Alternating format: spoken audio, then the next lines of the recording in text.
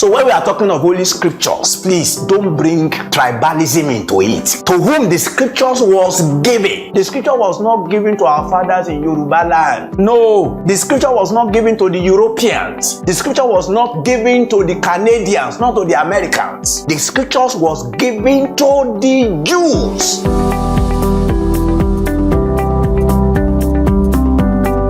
Dear Lord Jesus Christ, glory be to your name for your eternal love that you have for us. And thank you for your eternal counsel that stands forever. What you have decided on each life, nothing can be taken from it and nothing can be added to it. You have done that so that the children of men will fear you. Let your power manifest now to save and to sustain and to help your people to the glory and the praise of your name. Thank you, Father. In Jesus' name we pray. Amen.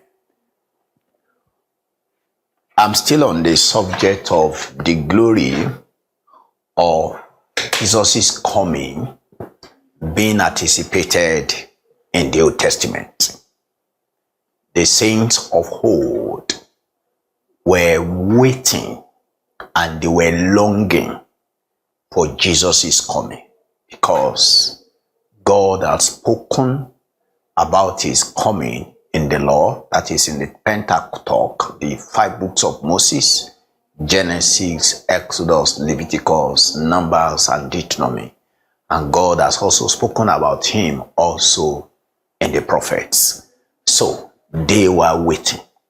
The other day I quoted John 1:45, how Philip went to Nathanael and told him, we have found him, the man, the Messiah that the scriptures spoke about. We have found him. And Jesus also said in John 5:39 that you are reading the scriptures. These are the books that spoke about me. So in a nutshell, the Bible is Christocentric. Jesus Christ is the man of the Bible. Jesus Christ is the center figure of the scripture. He is the main character.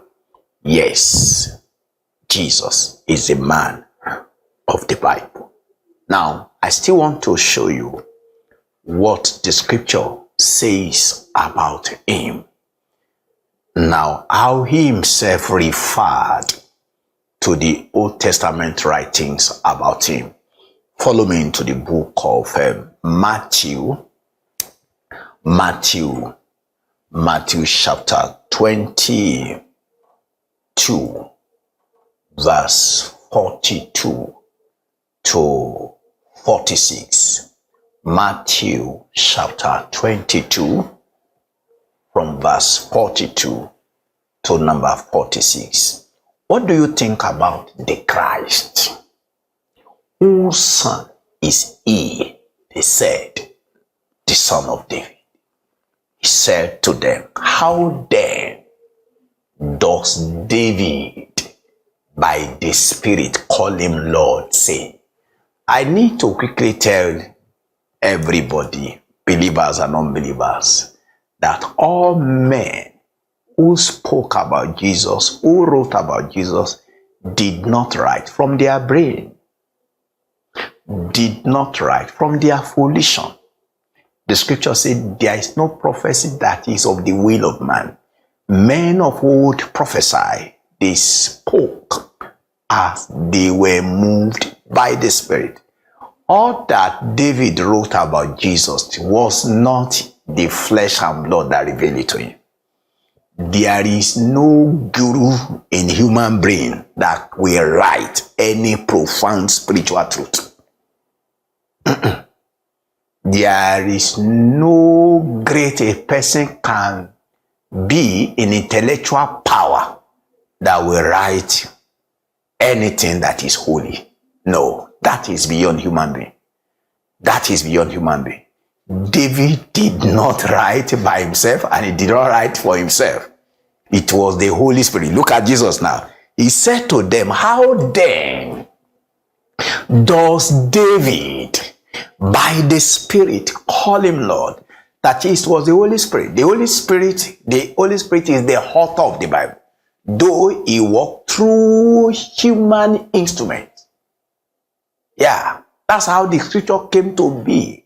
There is God's breath. The God's breath came. The Spirit of God came upon men, and they were writing as the Holy Spirit was moving their heart. They were speaking and about what they were being what they were led to say, and it was documented inherently, free from error.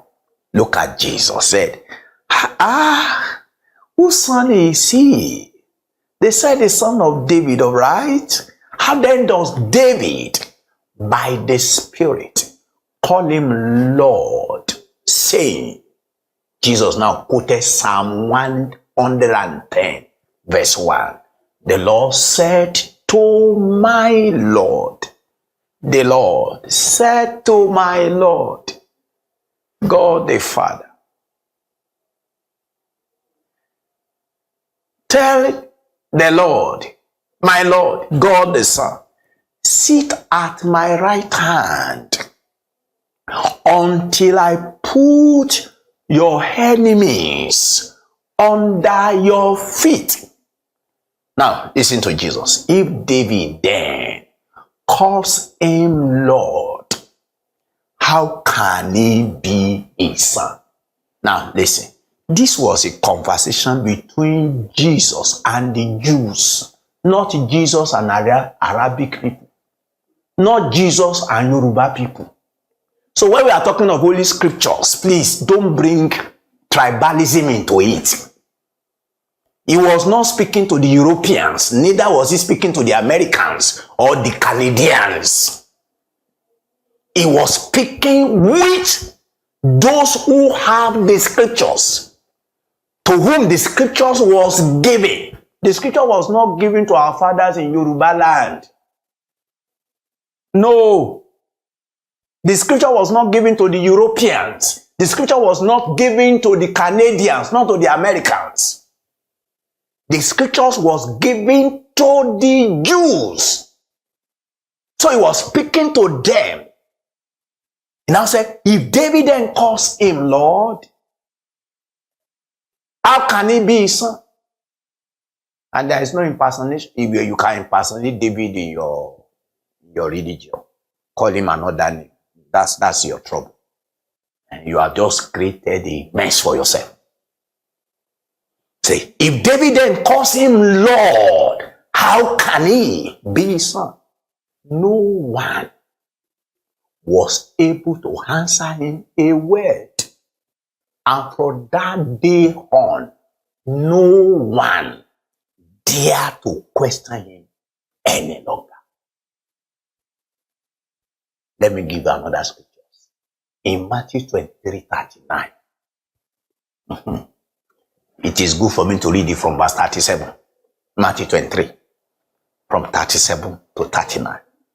Oh, Jerusalem, Jerusalem, you kill the prophets and stone those who are sent to you. How often I have longed to gather your children together as a hen gathers her chicks under her wings, but you have none of it. Look, your house is left to you desolate. Now, for I tell you, you will not see me now until you say, he quoted the scripture, until you say, blessed is the one who comes in the name of the Lord. Blessed is the one who comes in the name of the Lord. Where is that scripture found? Psalm 118. Now, let's go to Psalm 118. Psalm 118. For you to know that the scripture is scripture, the Bible is free from error. It is not you, it is not the scholars in your religion that will now find fault with Jesus, with the scripture. Mba, mba, mba. No, no, no, no, no, no. Look at verse 26. Jesus quoted the scripture. So, Jesus Christ quoting the scriptures made us to know that the Bible is free from error. It is his book. May the one who comes in the name of the Lord be blessed. We will pronounce blessings on you in the Lord's temple. Yeah. Look at the scriptures. Blessed is he, be he that cometh in the name of the Lord. Blessed be he that cometh in the name of the Lord. We are blessed you out of the house of the Lord.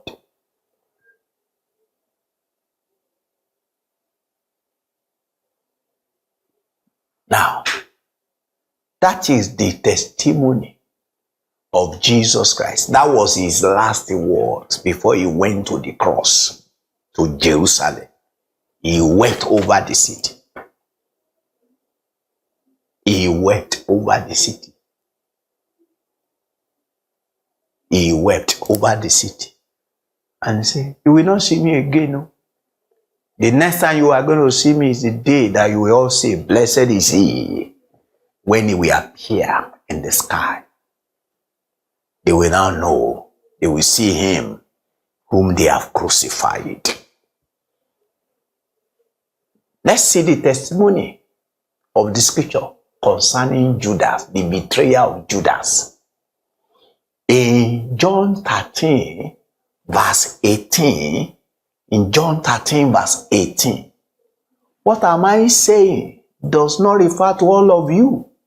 I know the ones I have chosen, but this is to fulfill the scripture. The glory of his coming being anticipated in the Old Testament.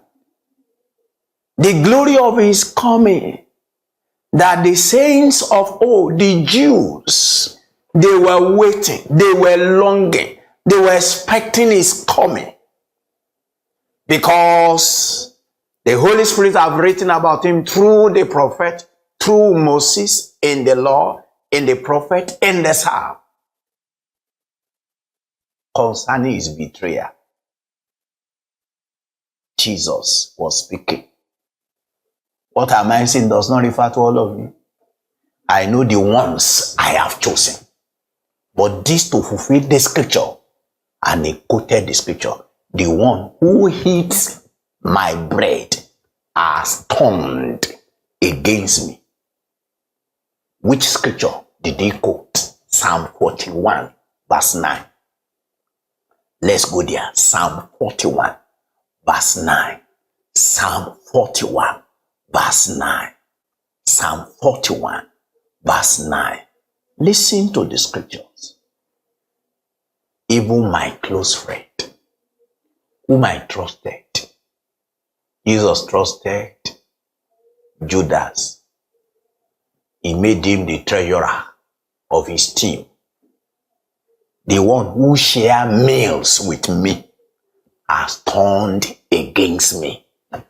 Now, David was not speaking that about himself. He was speaking that about Jesus Christ, the Messiah that is coming. Bow your heads. Let's pray. Dear Lord Jesus,